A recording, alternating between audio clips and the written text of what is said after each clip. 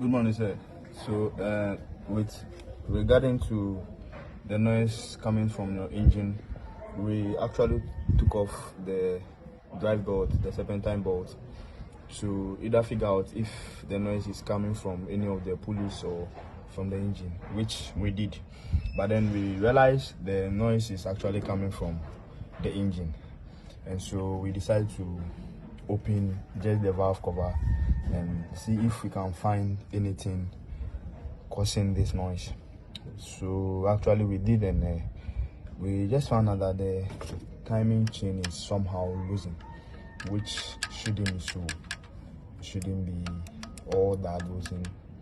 And then before we can conclude on any other thing, we'll have to open the face, that's the face, in order to access the timing guard, the chain, and the tensioner, the chain tensioner, before we can conclude on any other thing that we found. But at the moment we could see that your chain is losing, which shouldn't be so.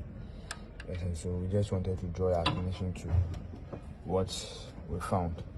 Thank you, sir.